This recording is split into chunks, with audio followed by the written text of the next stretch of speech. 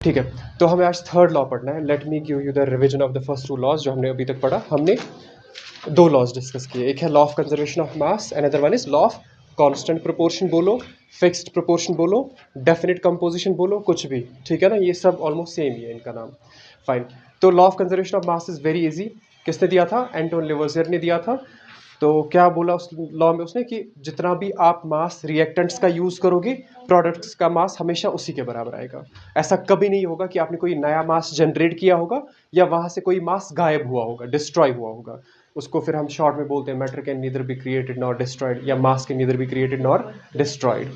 Clear? उसके बाद हमने सेकेंड लॉ पढ़ा जो कि प्राउस्टन ने दिया था। वो क्या बताता है? Law of definite proportion. तो लॉ ऑफ डेफिनेट प्रोपोर्शन में क्या होता है कि जब भी एक कंपाउंड बनता है, उस कंपाउंड में हमेशा वही एलिमेंट्स होते हैं, ठीक है ना, एलिमेंट्स कभी चेंज नहीं होगा। लाइक कार्बन डाइऑक्साइड में हमेशा कार्बन और ऑक्सीजन होगा, ऐसा नहीं होगा कि कभी कार्बन और कोई और एलिमेंट होगा, नहीं। जब भी एक कंपाउंड बनता है उसमें हमेशा वही वाले एलिमेंट्स होते हैं, और वो जो एलिमेंट्स कंबाइन हो जाते हैं वो एक फिक्स्ड प्रोपोर्शन बनाते हैं। Are we clear? उसके बाद हमें आज थर्ड लॉ पढ़ना है, लॉ ऑफ मल्टीपल प्रोपोर्शन। पहले समझना, उसके बाद लिखेंगे। मल्टीपल प्रोपोर्शन, प्लीज लॉ को अच्छे से समझना, बहुत इजी लॉ है। लॉ ऑफ मल्टीपल प्रोपोर्शन क्या बताता है? लॉ ऑफ मल्टीपल प्रोपोर्शन का ये जो स्टेटमेंट है वो ये है कि जब भी दो एलिमेंट्स कंबाइन होते हैं, ठीक है ना, तो वो अगर दो या दो से ज्यादा कंपाउंड्स बनाएंगे। क्लियर? जब भी एलिमेंट्स कंबाइन होते हैं, दो एलिमेंट्स के लिए ये स्पेसिफिकली, जब भी दो एलिमेंट्स कंबाइन होंगे, अगर वो दो या दो से ज्यादा कंपाउंड्स बनाएंगे, उन कंपाउंड्स में अगर आप एक का मास फिक्स करोगे तो बाकी जिनका मास वेरी हो रहा है वो एक simple whole number ratio create करते हैं। ठीक है ना? मुझे पता है ये कल सर के ऊपर से चला गया होगा। Pay attention. कार्बन और ऑक्सीजन कंबाइन होते हैं तो क्या क्या कंपाउंड्स बनाते हैं? Carbon monoxide, carbon dioxide. You know how this form. Limited oxygen supply होगा, मोनोऑक्साइड बनाएगा। एक्सेस सप्लाई होगा तो कार्बन डाइऑक्साइड होगा। यहाँ पे प्रॉपर कंबशन होता है, ये इनकम्प्लीट कंबशन की वजह से बनता है। डन। Now pay attention. दो एलिमेंट्स कंबाइन हुए और दो कंपाउंड्स बनाए इसने। कुछ चार भी बना सकता है, पांच भी बना सकता है, हम यहाँ पे दो बना रहे हैं। क्लियर? क्योंकि ये दो कंबाइन होकर ये दो कंपाउंड्स बनाते हैं। फाइन। इसमें से अगर आप एक का मास फिक्स करोगे, कार्बन का मास कितना है? इट्स 12, ठीक है ना, यू नो दिस। ऑक्सीजन का मास कितना है? इट्स 16। कार्बन का मास कितना है? 12। ऑक्सीजन का कितना है? 16। लेकिन यहाँ पे O2 है तो ये बन जाएगा 32। फाइन। आपने क्या किया? एक का मास यहाँ पे खुद से फिक्स हुआ। क्लियर? अगर ये खुद से फिक्स नहीं होता तो आपको फिक्स करना था ये। क्लियर? वो मैं समझा दूंगा आगे कैसे फिक्स करना होता है। यहाँ पे एक का मास फिक्स हो रहा है, दूसरे का वेरी हो रहा है। जिसका वेरी हो रहा है वो एक simple whole number ratio create करता है, 16 1 16 2। तो ये एक सिंपल होल नंबर रेशियो बन गया। क्लियर? ये है थर्ड लॉ। थर्ड लॉ क्या बताता है? जब भी दो एलिमेंट्स कंबाइन होते हैं, अगर वो दो या दो से ज्यादा प्रोडक्ट्स बनाएंगे, उनमें से अगर आप एक का मास फिक्स करोगे, जिसका वेरी हो रहा है उसका अगर आप रेशियो लोगे वो सिंपल होल नंबर बनेगा। क्लियर? एक और एग्जांपल। हाइड्रोजन प्लस ऑक्सीजन क्या बनाता है ये? एक तो H2O, दूसरा H2O2, हाइड्रोजन पर ऑक्साइड, OH आयन है। क्लियर? Now pay attention. यहाँ पे क्या हो रहा है? एक का मास आपको फिक्स कर रहे हैं, दूसरा जिसका वेरी हो रहा है वो क्या करेगा? Simple whole number ratio create करेगा। आप चेक करो, यहाँ पे हाइड्रोजन का मास कितना है? 2। ऑक्सीजन का मास कितना है? 16। 2 यहाँ पे 32। क्लियर? हाइड्रोजन का मास फिक्स है, जिसका वेरी हो रहा है उसको क्या करोगे आप? Simple whole number ratio create करोगे। 16 1 16 2 1:2 आ रहा है। क्लियर? ये हमेशा 1:2 नहीं आएगा, कुछ और भी आ सकता है। राइट ऑन द स्टेटमेंट लिखो, this law was given by या proposed by, this law was proposed by Dalton. This law was proposed by Dalton, John Dalton, बहुत इंपॉर्टेंट पर्सनैलिटी है केमिस्ट्री में। Dalton in 1803, in 1803। Next time में लिखो, it states that, it states that when two elements combine, when two elements combine,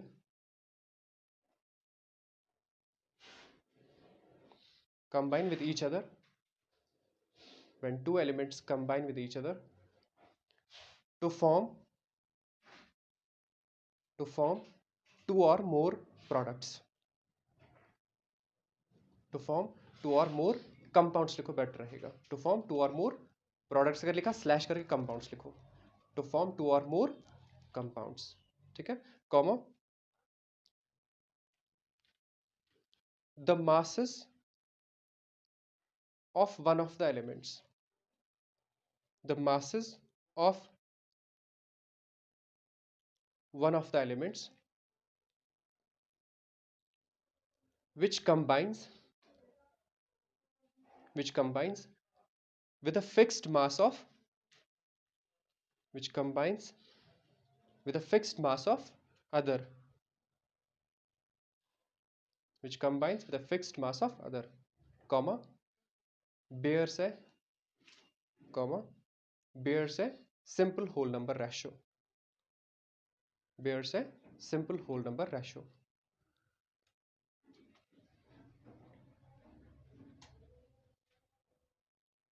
उसके बाद लिखो for example, next line लिखो for example carbon and oxygen, for example carbon and oxygen combine to form carbon monoxide and carbon dioxide,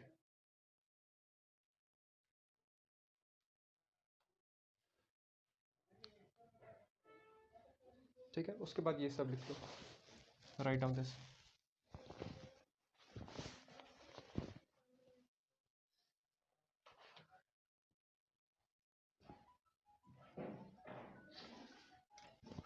ये लिख लेना ratio, ये है क्या, this one, ratio of masses of oxygen, फिर वो ये है इसके बाद।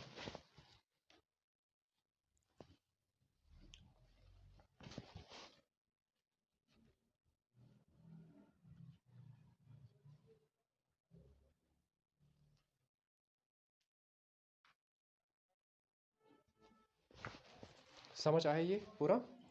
हमने क्या लिखा, दो एलिमेंट्स जब कंबाइन होंगे, अगर वो दो या दो से ज्यादा प्रोडक्ट्स बनाएंगे, उसमें अगर आप एक का मास फिक्स करोगे जिसका वेरी हो रहा है, वो एक simple whole number ratio create करेगा। क्लियर? लिखा ये? दूसरा एग्जाम्पल भी आप लिख सकते हो, ठीक है। उसके बाद एग्जाम ये क्वेश्चन करेंगे जो कि एग्जाम में पूछे जाते हैं जिस लेवल का। लिखो question, hydrogen and oxygen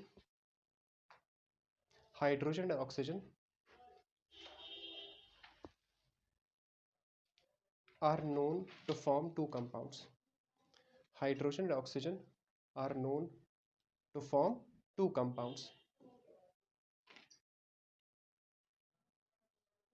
Full stop. Are known to form two compounds. Full stop. उसके बाद लिखो the hydrogen content in one of the compounds is, the hydrogen content in one of the compounds is 5.93%, is 5.93%,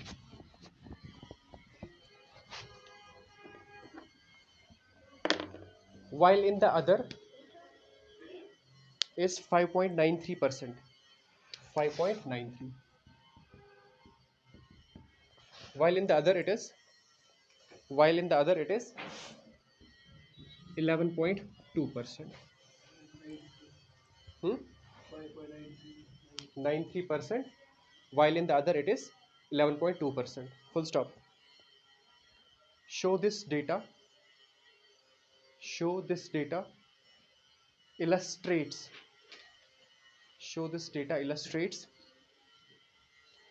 law of multiple proportion.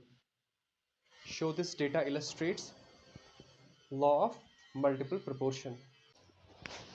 दो compounds बना रहा है ये compound 1 है और ये कंपाउंड 2 है। क्लियर? कंपाउंड 1 में हाइड्रोजन का परसेंटेज कितना है? इट्स 5.93। कंपाउंड 2 में हाइड्रोजन का परसेंटेज कितना है? 11.2। हाइड्रोजन ही बोला ना मैंने क्वेश्चन में? हाँ करेक्ट। तो इसमें ऑक्सीजन का परसेंटेज कितना होगा? 100 माइनस 5.93 कितना आएगा वो? वो आएगा 94.07। क्लियर। नेक्स्ट यहाँ पे ऑक्सीजन का परसेंटेज कितना आएगा, 100 माइनस 11.2 कितना आ रहा है, चेक ये सॉल्व करके मुझे 88.8 88.8%। क्लियर। पे अटेंशन, हाइड्रोजन का है 5.93, हाइड्रोजन का 11.2, यहाँ पे ऑक्सीजन का है 94.07, यहाँ पे ऑक्सीजन का 88.8। क्लियर। किसी का मास फिक्स हुआ है खुद से नहीं, तो आपको फिक्स करना पड़ेगा। क्लियर। इसको हम प्रॉपरली लिखेंगे, हम ऑक्सीजन का लेंगे। Pay attention, 5.93 parts of hydrogen combines with, pay attention, careful attention, combines with 94.07 parts of इसका ऑक्सीजन का।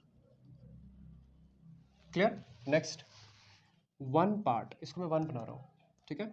1 part of hydrogen combines with 94.07 divided by 5.43 parts of oxygen।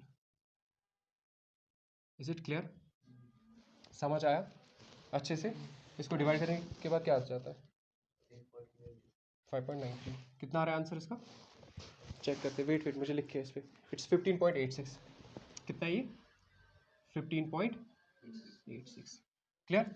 ये कौन सा, ये ऑक्सीजन का मास है, इसके साथ कितने पार्ट्स हाइड्रोजन के कंबाइन हो रहे हैं, 1। तो ये जो रेशो यहाँ पे बना ना, it's like this, hydrogen is to oxygen 1 is to 15.86। समझ आया अच्छे से। मैंने इसको फिक्स किया कैसे, कहाँ पे, 1 पे। मैं 2 पे भी कर सकता हूँ, 10 पे भी कर सकता हूँ, but better is to write 1। Clear. Next, अब यहाँ पे भी सेम सीन, आप क्या करोगे, आप लिखोगे 11.2 पार्ट्स किसके, हाइड्रोजन के, वो कितने पार्ट्स ऑफ ऑक्सीजन के साथ कंबाइन होता है, 88.8 पार्ट्स ऑफ ऑक्सीजन। क्लियर। तो 1 पार्ट ऑफ हाइड्रोजन कितने पार्ट्स के साथ कंबाइन होता है, 88.8 डिवाइडेड बाय 11.2 ऑफ ऑक्सीजन, वो कितना बन रहा है, let me check the answer, it is 7.9। 7.9। तो यहाँ पे क्या आ रहा है, हाइड्रोजन इज टू ऑक्सीजन कितना आ रहा है, वो 1 इज टू 7.9। एक का मास फिक्स हुआ। अब जिसका वैरी हो रहा है ना, वो कुछ पॉइंट्स पे लग रहा है आपको, है ना, बट ये पॉइंट्स में नहीं है, ये simple whole number ratio create करेगा। कैसे, अब आपको इसका और इसका लेना है ना, 15.86 इज टू 7.9, तो मैं यहाँ पे कर रहा हूँ सॉल्व, 15.86 इज टू 7.9, वंस टूस, तो रेशो बन रहा है आपका 2:1। ये कौन सा रेशो है, जिसका मास वेरी हो रहा है। आपने हाइड्रोजन का फिक्स कर दिया 1 पे, और जिसका वेरी हो रहा है वो एक simple whole number ratio create कर रहा है। Is it clear, this is how you have to illustrate, this illustrates the law of multiple proportion. क्या हो रहा था यहाँ पे, हाइड्रोजन और ऑक्सीजन कंबाइन होकर 2 कंपाउंड्स बना रहा था, दीज आर द 2 कंपाउंड्स।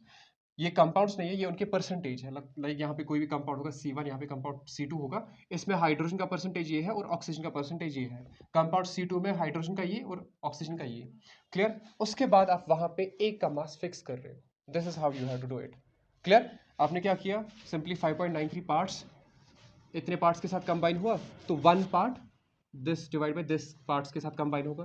तो जब आप रेशियो क्रिएट कर रहे हो हाइड्रोजन और ऑक्सीजन का, वो आ रहा है 1:15.86, और यहाँ पे आ रहा है 1:7.9। 1 और 1 आपने फिक्स कर दिया, तो आप क्या कर रहे हो, वैरी जो हो रहा है उसका रेशियो चेक कर रहे हो।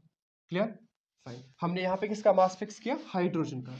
आप चाहो तो आप ऑक्सीजन का भी मास फिक्स कर सकते हो by doing it in reverse. Clear. तब आप लिखोगे 1 part of oxygen, like that. Clear, I hope it's clear, समझ आया ये। Please write down. Another question आप खुद से ट्राई करोगे, you will feel relaxed, tension खत्म हो जाएगी फिर आप लोगों को, क्योंकि ये सॉल्व करने ही करने हैं, इसमें कोई सेकंड ऑप्शन है ही नहीं आप लोगों के पास। अभी तो ये बेसिक्स क्वेश्चंस है, आगे थोड़ा लेवल बढ़ जाएगा। अब भागना नहीं कोई बोलेगा टफ है तो।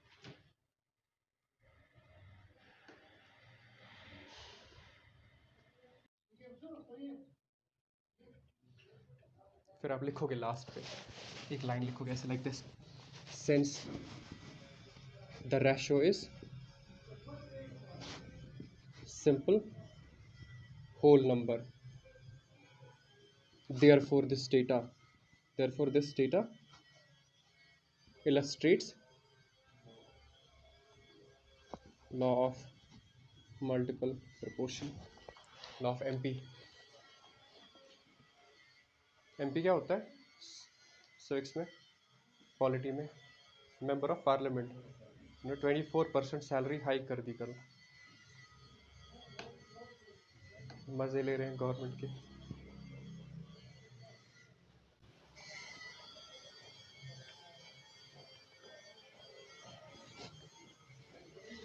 मैं एक और क्वेश्चन सेंड कर रहा हूँ ग्रुप में and you have to do it. Law of reciprocal proportion, दूसरा नाम क्या है इसका? Law of equivalent proportion.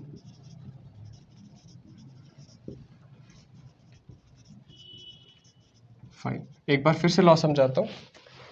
When two elements combine with a fixed mass of third element, clear? When two elements, suppose carbon और oxygen, combine with a fixed mass of third element, suppose ये carbon dioxide है, ये sulfur dioxide है, clear? The ratio in which they do so, clear है ना? Oxygen का मास तो fixed है, बट ये जो दो एलिमेंट्स है जो इस फिक्स्ड मास के साथ कंबाइन होते हैं वो एक रेशियो क्रिएट करते हैं, क्लियर? वो जो रेशियो होगा वो एक सिंपल रेशियो बनाता है, किसके साथ? जब ये दोनों खुद के साथ कंबाइन हो जाते हैं, क्लियर है ना? तो यहाँ पे बनेगा CS2, कार्बन डाइसल्फाइड। अगर आप यहाँ पे प्रॉपरली चेक करोगे, कार्बन का मास है 12, ऑक्सीजन का मास है 16, बट 2 है तो 32 आएगा। यहाँ पे सल्फर का मास 32, ऑक्सीजन का मास है 32, क्लियर है ना? हाँ ऊपर, फाइन। तो यहाँ पे क्या होगा?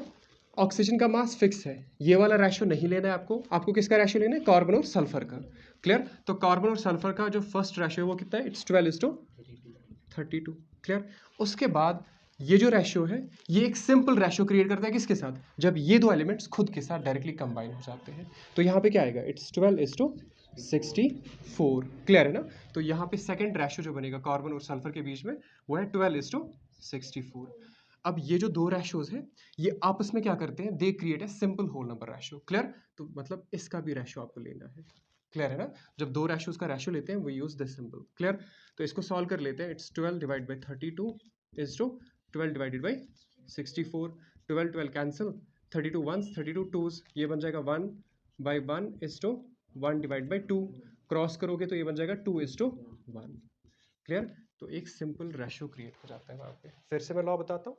When two elements combine with the fixed mass of third element, fixed mass है यहाँ पे 32, the ratio in which they do so is same और creates a simple whole number ratio when they combine directly with each other, clear है ना? मतलब यहाँ से जो रेशियो जनरेट हो जाता है वो इस रेशियो के साथ एक simple whole number ratio create करता है, क्लियर? एक और एग्जाम्पल ले सकते हैं। सपोज हाइड्रोजन है और कौन सा सल्फर, H2S और H2O, हाँ ठीक है, ऑक्सीजन और सल्फर है, क्लियर? तो सल्फर इसके साथ कंबाइन होकर क्या बना रहा है? H2S। ऑक्सीजन के साथ कंबाइन होकर क्या होगा? H2O। और ये दोनों जब आपस में कंबाइन होंगे तो क्या बनाएगा? Sulphur dioxide. To elements combine with a fixed mass of third element, clear है ना? तो यहाँ पे फिक्स्ड मास किसका है? हाइड्रोजन का, और वो कितना है? 2, क्लियर? ऑक्सीजन का मास 16, यहाँ पे हाइड्रोजन का मास 2, सल्फर का मास 32, क्लियर? तो हाइड्रोजन का मास फिक्स है, यहाँ पे वेरी किसका हो रहा है? ऑक्सीजन और सल्फर का। ऑक्सीजन इज टू सल्फर कितना आ रहा है? 16:32। अब उसके बाद जब ये डायरेक्टली कंबाइन होंगे वो वाला चेक करना है। जब ये डायरेक्टली कंबाइन होते हैं तो सल्फर डाइऑक्साइड बन जाता है, सल्फर का मास 32:32, क्लियर है ना? तो यहाँ पे क्या होगा? सेकंड रेशियो जो जनरेट हो जाता है ऑक्सीजन और सल्फर के बीच में वो है 32:32। अब इन दो रेशियोज का रेशियो लेना है आपको, क्लियर? 16/32 ये कैंसिल हो जाएगा, 16 वंस, 16 टूस, ये बन जाएगा 1/2:1/1, तो वो बन जाएगा 1:2, ये 2 इधर जाएगा, क्लियर?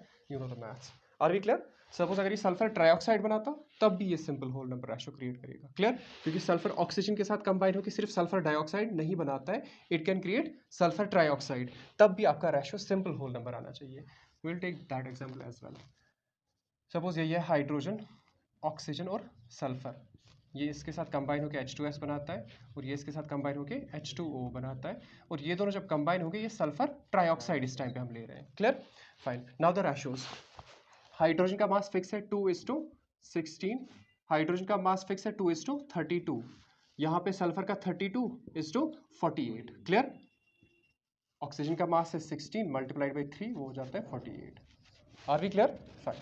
अब यहाँ पे जब ये फिक्स्ड मास के साथ कंबाइन होते हैं उस टाइम पे ऑक्सीजन और सल्फर का रेशियो क्या है? इट्स 16:32। क्लियर? 16:32। जब ये खुद के साथ कंबाइन हो जाते हैं उस टाइम पे ऑक्सीजन और सल्फर का रेशियो क्या बन जाता है?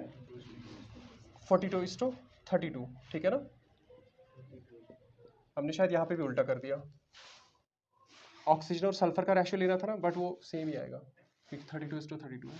आपको किसका रेशियो लेना है? ऑक्सीजन इज टू सल्फर, तो ये आ जाएगा 42:32। Are we clear? ठीक है, तो ये बन जाएगा 16/32 इज टू 48/32। 32 कैंसिल, 16 1 16 3 ये बन गया यहाँ पे 1/1 इज टू 3/1, तो सिंपली आपका रेशियो क्या होगा? 1:3। Are we clear? 1 part of oxygen, 3 parts of sulfur. Clear? This is what it means. Are we clear? ये समझ आया? लिखो स्टेटमेंट लिखो। This law was given by Richter, RICHTER, Richter, in 1792. This law was given by Richter in 1792. It states that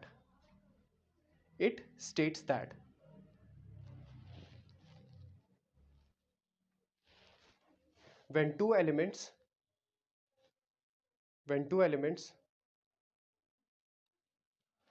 combine separately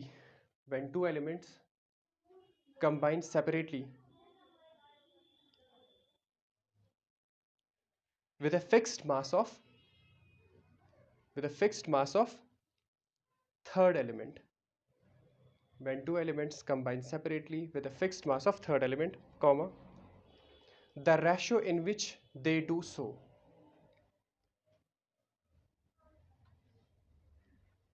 the ratio in which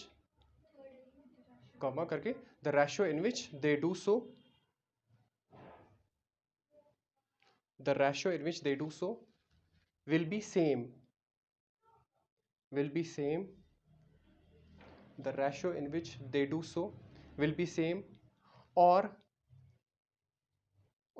some simple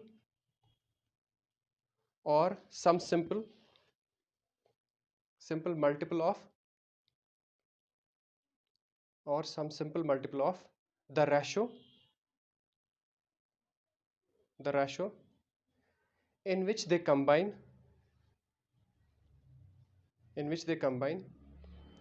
directly with each other.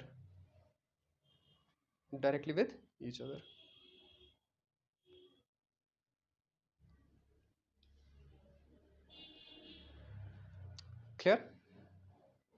अब इस statement को इसके साथ relate करो। The two elements combine separately with a fixed mass of third element. Clear? The ratio in which they do so, like ये जो ratio create करते हैं या तो ये सेम होगा, किसके साथ सेम होगा? इस वाले रेशियो के साथ, या कोई सिंपल मल्टीपल होगा किसका? The ratio in which they combine directly with each other. Clear है ना? इसका रेशियो और इसका रेशियो जो होगा या तो वो कोई सिंपल होल नंबर होगा या वो सेम होगा द प्रीवियस वन, या फिर कोई simple whole number ratio create करेगा यहाँ पे जब ये खुद के साथ कंबाइन हो जाते हैं। दैट मीन्स यहाँ पे आपको 3 रेशियोज लेने हैं, जब वो फिक्स्ड मास किसी के साथ कंबाइन हो जाता है वहां का रेशियो, प्लस जब वो खुद के साथ कंबाइन होते हैं, इन 2 रेशियोज का आपको रेशियो लेना है। फाइनल जो आपका आंसर आएगा, that's what we mean by saying law of reciprocal proportion या law of equivalent proportion. Clear? Write down these 3 examples, then we are good to गो।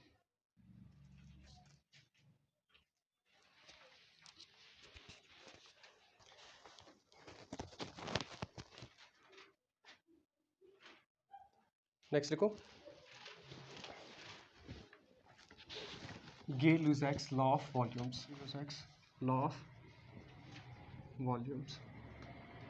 किसने दिया था? This guy. Law of combining volumes लिख सकते हो, better रहेगा। Combining volumes. Clear? Now pay attention. क्या बताता है ये लॉ? ये बताता है कि जब भी गैसेस कंबाइन होते हैं, क्लियर, और गैसेस प्रोडक्ट मिल जाते हैं हमें, फाइन, वो हमेशा जब भी कंबाइन होंगे वो वॉल्यूम्स के थ्रू एक सिंपल रेशो क्रिएट करते हैं।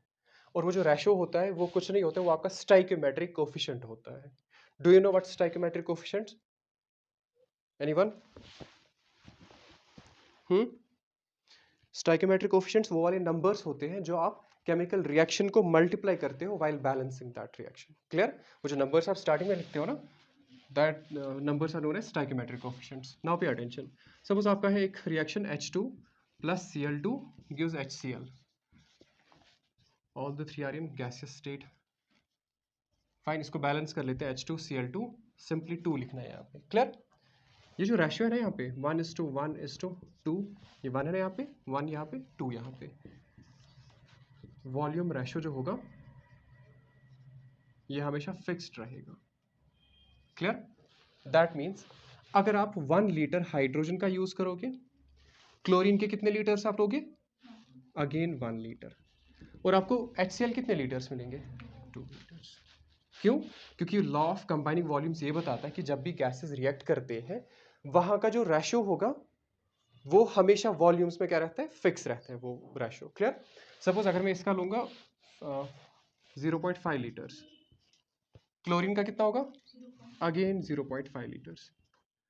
और इसका कितना होगा? HCl का कितना प्रोड्यूस होगा वहां पे? 1 लीटर, क्लियर है ना? क्योंकि वो 2 टाइम्स होता है H2 का Cl2 का, क्लियर? ये हमेशा फिक्स रहेगा। समझ आया ये? बहुत ही simple law, please write down. किसने दिया था ये लॉ? बट एक और चीज, सारी कंडीशंस वहां पे कांस्टेंट होनी चाहिए, टेम्परेचर, प्रेशर, वो सब आपको चेंज नहीं करना है। लिखो, it states that it states that when gases react together, it states that when gases react together,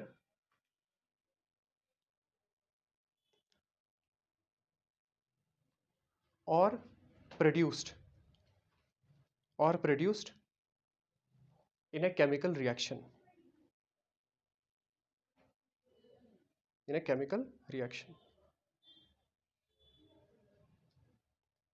they do so, या they do combine,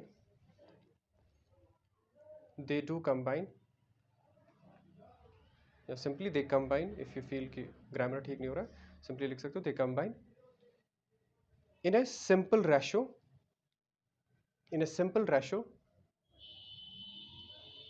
by volume, to one another, in a simple ratio by volume to one another, clear? Under similar conditions,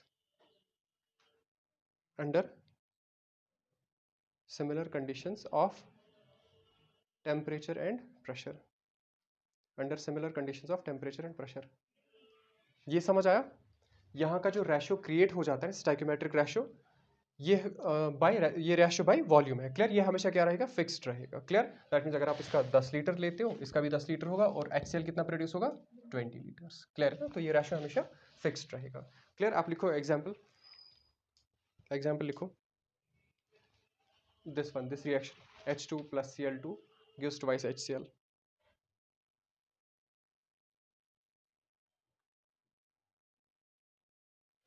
फिर उसके बाद आप लिख सकते हो like this,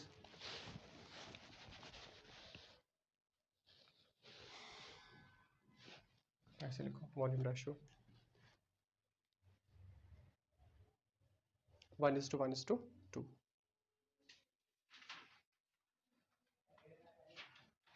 clear?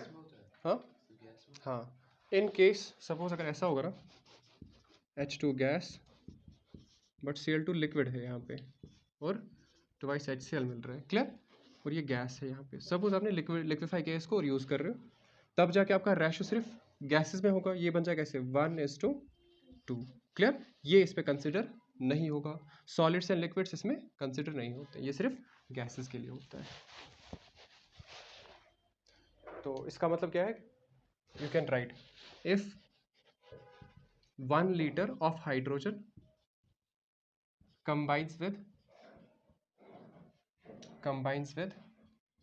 1 liter of chlorine, then 2 liters of HCl is formed. Condition ये है कि सारे गैसेस होने चाहिए और कंडीशन वहां पे कांस्टेंट होनी चाहिए टेम्परेचर और प्रेशर का. और you can write like this 0.5 liters of hydrogen plus 0.5 liters of chlorine gives 1 liter of HCl. ठीक है, लिख सकते हो ये भी समझने के लिए.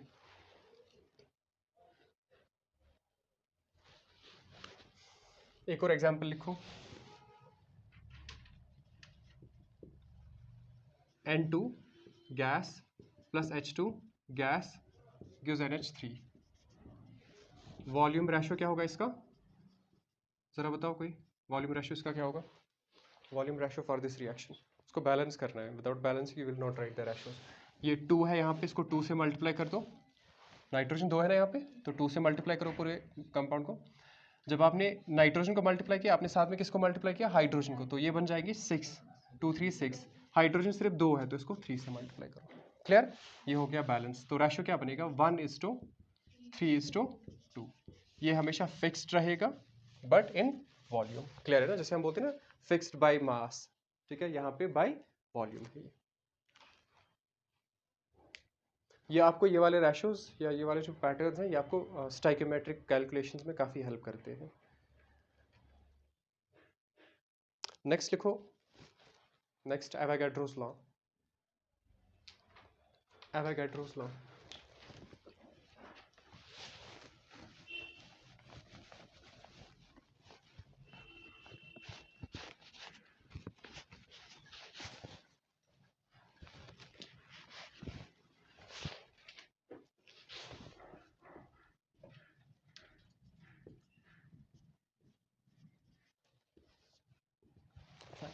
एवोगाड्रोस लॉ समझने से पहले आपको एटम और मॉलिक्यूल का डेफिनेशन पता होना चाहिए. एटम क्या होता है और मॉलिक्यूल क्या होता है? एटम होता है वो स्मॉलेस्ट पार्टिकल जो केमिकल रिएक्शन में पार्ट लेता है. क्लियर? और मॉलिक्यूल क्या होता है? Smallest particle of the gas which is enough stable to have independent existence. Clear?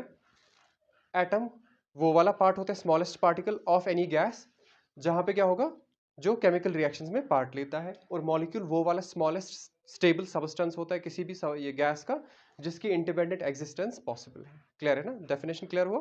मैं लिखवाऊंगा. ये एटम समझ आया? ये स्मॉलेस्ट पार्टिकल होता है जो किस में पार्ट लेता है? केमिकल रिएक्शन में. और ये स्मॉलेस्ट स्टेबल पार्टिकल होता है किसी भी सबस्टेंस का जिसकी इंडिपेंडेंट एग्जिस्टेंस पॉसिबल है. क्लियर है ना? जैसे CH4 आपके पास कंटेनर में मीथेन गैस है. क्लियर है ना? CH4. फाइन. इसका जो स्मॉलेस्ट स्टेबल सबस्टेंस है वो कौन सा है? CH4 molecule. क्लियर है ना? बट क्या CH4 मॉलिक्यूल डायरेक्टली रिएक्शन में पार्ट लेता है? नहीं. पहले आप CH4 को क्या करोगे? इसको ब्रेक करोगे. लाइक इसके जो बॉन्ड्स होंगे वो ब्रेक करोगे, एटम्स में इसको कन्वर्ट करोगे. फिर वो जो एटम्स जनरेट हो जाएंगे that will take part in chemical reaction. Clear? Molecule होता है स्मॉलेस्ट स्टेबल सबस्टेंस जिसकी इंडिपेंडेंट एग्जिस्टेंस पॉसिबल है.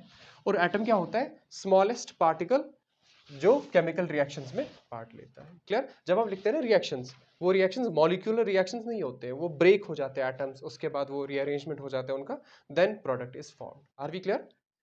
ये समझ आया? ठीक है. अब एवोगाड्रोस लॉ क्या बताता है? Very simple law. Equal volume of all the gases contain equal number of molecules. बहुत ही सिंपल है. Equal volume of all the gases contains equal number of molecules. Suppose 1 litre का आपके पास गैस X है और मुझे पता है इसमें है n number of molecules. Clear? Conditions यहाँ पे भी सेम टेम्परेचर सेम प्रेशर. अब अगर उसके बाद मैं 1 लीटर गैस Y लूंगा, आपको पता है इसमें नंबर ऑफ मॉलिक्यूल्स कितने होंगे? n molecules. क्लियर? अब अगर उसके बाद कोई गैस Z होगा और इसका मैं ले रहा हूँ 0.5 लीटर्स, इसमें कितने मॉलिक्यूल्स होंगे? n/2. H2। क्लियर? क्योंकि अगर आप इसका 1 लीटर लोगे ना, 1 लीटर में भी उतने ही मॉलिक्यूल्स होंगे, बट मैं 1 लीटर नहीं ले रहा हूँ, मैं हाफ लीटर ले रहा हूँ उसका। क्लियर? बहुत ही इंटरेस्टिंग फिनोमिना है ये। क्लियर? सपोज आपके पास है 1 लीटर हाइड्रोजन और आपको पता है इसमें number of molecules, suppose exact नहीं है ये, आगे हम देखेंगे कि कितने होते हैं। सपोज इसमें 1000 मॉलिक्यूल्स हैं, किसके? हाइड्रोजन के। उसके बाद अगर मैं 1 लीटर लूंगा ना ब्यूटेन का, आपको पता है इसमें कितने नंबर ऑफ मॉलिक्यूल्स होंगे ब्यूटेन के? अगेन 1000। क्लियर? कोई भी गैस होगा ना, 2 गैस सिलेंडर्स है आपके पास, अगर उन दोनों का वॉल्यूम सेम है तो नंबर ऑफ पार्टिकल्स दोनों में क्या होगा? सेम होगा। क्लियर? इरेस्पेक्टिव ऑफ कि उस 2 सिलेंडर्स में कौन कौन सा गैस है। सपोज एक ऑक्सीजन सिलेंडर है, फाइन, O2 सिलेंडर, दूसरा है आपका जिसमें आपका ब्यूटेन है, क्लियर, या मीथेन है, फाइन, दोनों गैसेस है, बट वॉल्यूम दोनों का सेम है। वॉल्यूम सेम है तो नंबर ऑफ पार्टिकल्स दोनों में क्या होगा? इक्वल होगा। Are we clear? ठीक है, आगे जाके आपको ये बहुत ज्यादा हेल्प करेगा। सपोज अभी आपने इससे पहले जो लॉ पढ़ा था, लाइक वहां पे हम कर रहे थे H2 plus Cl2 gives HCl, तीनों गैसेस लिए थे हमने, है ना? फाइन, तो इसका हमने बोला था रेशो 1:1:2। क्लियर? तो अगर हाइड्रोजन के वहां पे 50 मॉलिक्यूल्स हैं, ठीक है, क्लोरीन के कितने मॉलिक्यूल्स होंगे? 50। HCl के कितने होंगे? 100। क्लियर है ना? क्योंकि ये तीनों गैसेस में है। अगर गैसेस में क्या होता है, 2 गैसेस का वॉल्यूम सेम है तो नंबर ऑफ पार्टिकल्स भी उसमें क्या होंगे? सेम होंगे। समझ आई अच्छे से? लिखो लिखो, Avogadro differentiated between atom and molecule. ये अभी इसका स्टेटमेंट नहीं है, स्टेटमेंट हम बाद में लिखेंगे, पहले एटम और मॉलिक्यूल समझना है क्या होता है। Avogadro differentiated between atom and molecule.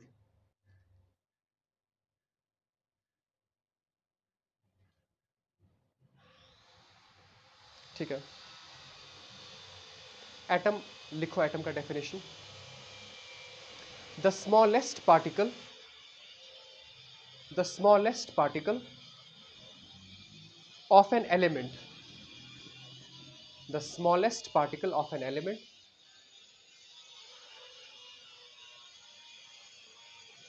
which takes part in a chemical reaction, which takes part in a chemical reaction is called atom, is called atom, full stop। इसी के साथ देखो, it may or may not have, it may or may not have independent existence, it may or may not have independent existence, full stop. Molecule का लिखो आप, molecule क्या होता है?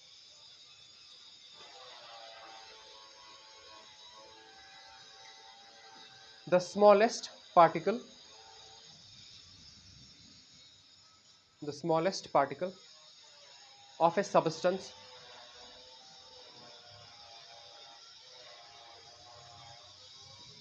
which is capable, which is capable of independent existence, the smallest particle of a substance which is capable of independent existence, independent existence। जहां पे आपने लिखा ना द स्मॉलेस्ट पार्टिकल, आप वहां पे लिख सकते हो the smallest stable particle, the smallest stable particle of a substance which is capable of independent existence is called molecule, is called molecule, full toss। लिखा? अब लिखो उसके बाद, Avogadro's law states that, Avogadro's law states that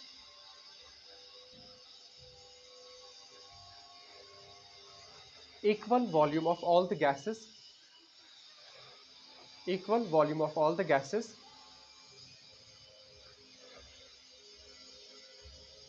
contain equal number of molecules। Atoms नहीं बोला उसने, उसने molecules बोला, क्योंकि मॉलिक्यूल्स होते हैं वो। Equal volume of all the gases contains equal number of molecules under similar conditions of, under similar conditions of temperature and pressure, under similar conditions of temperature and pressure. We'll take the example. Pay attention. H2 plus Cl2 gives HCl. Twice gas, gas and gas. Clear? Fine. तो यहाँ पे क्या है, इसका volume कितना है, 1. Volume ratio में लिखता हूँ, volume ratio of hydrogen is to Cl2 is to HCl. Clear? वो कितना है, 1:1:2. क्लियर? दैट मीन्स अगर इसका वॉल्यूम 1 है, इसमें सपोज n मॉलिक्यूल्स हैं, n molecules of hydrogen combine with n molecules of chlorine. वहां से क्या प्रोड्यूस होता है, वहां से 2n. क्लियर है ना, क्योंकि यहाँ पे 2 है ना, अगर ये 1 लीटर है, ये 1 लीटर है, ये 2 लीटर्स होगा. क्लियर? तो twice n molecules of HCl. समझ आया ये? Is it clear? ये बहुत सिंपल है कि अगर वॉल्यूम आपको पता है, आप नंबर ऑफ मॉलिक्यूल्स इजीली बता सकते हो दो गैसेस का. आगे हमें कैलकुलेट करना होता है कि 1 लीटर ऑफ H2 कितना होगा. फाइन.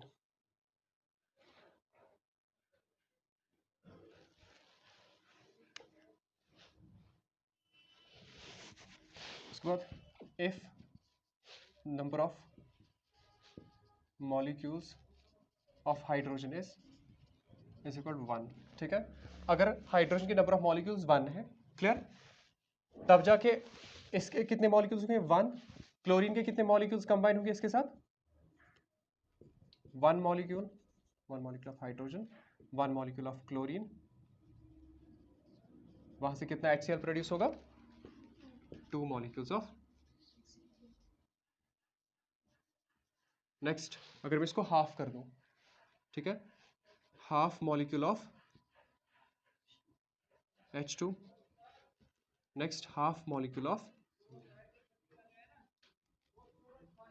Cl2. यहां से कितने मॉलिक्यूल्स प्रोड्यूस होंगे HCl के, 1 मॉलिक्यूल.